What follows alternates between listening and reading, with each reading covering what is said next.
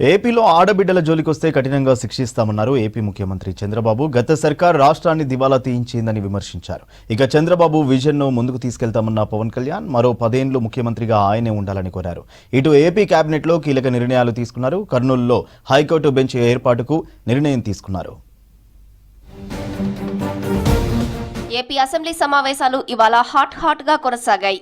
చరిత్రలో ఎప్పుడూ చూడని ప్రజా తీర్పు వచ్చిందన్నారు ఏపీ సీఎం చంద్రబాబు. 4 దశాబ్దాలుగా ప్రజలు తనని ఆదరించారని చెప్పారు. కూటమి ప్రభుత్వం 150 రోజుల పాలన గురించి అసెంబ్లీలో మాట్లాడారు చంద్రబాబు. రాష్ట్రంలో మహిళల అత్యాచార ఘటనలపై సీరియస్ అయ్యారు చంద్రబాబు. ఆడబిడ్డల జోలికి వస్తే కఠిన చర్యలు తీసుకుంటామన్నారు. సోషల్ మీడియాలో ట్రోల్స్ చేసిన వారిపై ఉక్కుపాదం మోపుతామన్నారు. కానీ ఆంధ్ర రాష్ట్ర చరిత్రలో మునుపెప్పుడూ చూడని ప్రజా తీర్పు, ప్రజలు బాధ్యతతో నమ్మకంతో రాష్ట్రాన్ని కాపాడుకోవాలి అనే ఒక గట్టి సంకల్పంతో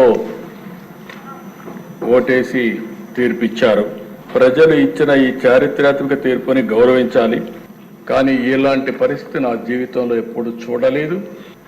విధ్వంసమైన వ్యవస్థలు, గాడి తప్పిన యంత్రాంగం, గత ప్రభుత్వం యొక్క అప్పులు ఈ ప్రభుత్వానికి ఒక సవాళ్లుగా తయారైనాయి. గత ఏపీ సర్కార్ ఆర్థిక వ్యవస్థను నిర్వీర్యం చేసిందని ఆరోపించారు డిప్యూటీ సీఎం పవన్ కళ్యాణ్. అన్ని రంగాల్లో రాష్ట్రాన్ని వైసీపీ సర్కార్ వెనక్కి తీసుకెళ్లిందన్నారు. మరో 10 ఏళ్ల పాటు ఏపీకి సీఎంగా చంద్రబాబే ఉండాలన్నారు. వైసీపీ ప్రభుత్వం అక్రమ కేసులతో చంద్రబాబును జైలులో పెట్టి ఇబ్బందులు పెట్టారని విమర్శించారు.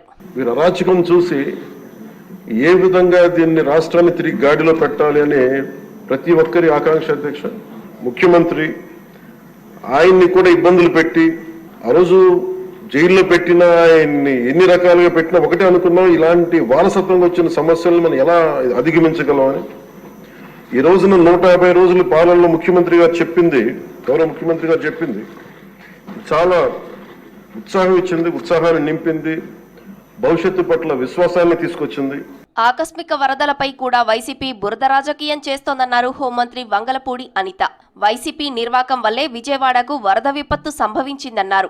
బాధితులకు కూటమి ప్రభుత్వం అండగా నిలిచిందన్నారు. విజయవాడలో వచ్చిన వరదల అధ్యక్ష ఆకస్మిక వరదల అధ్యక్ష అవి. ఎందుకంటే వాటెవర్ ఇప్పుడు ఇంతకు ముందు గవర్నమెంట్ చేసిన తప్పిదాలు అవునాయండి. ఇందులో ఏంటంటే దురదృష్టంలో అదృష్టం ఏంటంటే ఈ వరదలు వచ్చే టైంకి సీఎం గా చంద్రబాబు నాయుడు గారు ఉండటం విజయవాడ ప్రజలు చేసుకుని అదృష్టంగా మనం భావించాలి అధ్యక్ష. హెలికాప్టర్లు కూడా పనిచేయని సందర్భంలో డ్రోన్స్ ఉపయోగించి మొట్టమొదటిసారిగా ఫుడ్ సప్లై చేసిన గవర్నమెంట్ ఏదైనా ఉందంటే ఇప్పుడు ఎన్డీఏ గవర్నమెంట్ గా మనందరం కూడా గర్వపడాలి, అభినందించాలి అధ్యక్ష. రాష్ట్ర అప్పులపై సీఎం చంద్రబాబు తప్పుడు ప్రచారం చేస్తున్నారన్నారు మాజీ సీఎం జగన్మోహన్ రెడ్డి. అబద్దాలను వ్యవస్థీకృతం చేస్తూ పాలన చేస్తున్నారన్నారు. తల్లి చెల్లి పేరుతో ఎందుకు రాజకీయాలు చేస్తున్నారని ప్రశ్నించారు. కుటుంబంలో విభేదాలుంటే దానిని రాజకీయం చేయాల్సిన అవసరం ఏముందన్నారు.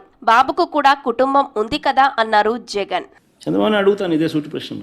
మానవతా విలువల గురించి మాట్లాడే నైతిక హక్కులు ఈ మనిషికి లేవు. ఇదే చంద్రబాబుని అడుగుతున్నాను, నీ తల్లిదండ్రులు ఎవరో ఈ రాష్ట్ర ప్రజలకు ఎప్పుడైనా చూపించావా? వారితో ఎప్పుడైనా కలిసి ఉన్నావా? రాజకీయంగా నువ్వు ఎదిగిన తర్వాత నువ్వు కనీసం మీ ఇంటికి తీసుకువచ్చి 2 పూటల భోజనం పెట్టి వారిని సంతోషంగా పంపించావా? రాజకీయాల కోసం ఏమైనా చేస్తాడు. కడప స్టీల్ ఫ్యాక్టరీ కోసం పీసీసీ చీఫ్ వైఎస్ షర్మిలారెడ్డి వినూత్నంగా నిరసన వ్యక్తం చేశారు. సీఎంలు మారడం, కొబ్బరికాయలు కొట్టడం దగ్గరే అభివృద్ధి ఆగిపోయిందన్నారు. కడప జిల్లా కలెక్టరేట్ దగ్గర స్టీల్ ఫ్యాక్టరీకి కొబ్బరికాయ కొట్టి నిరసన తెలిపారు.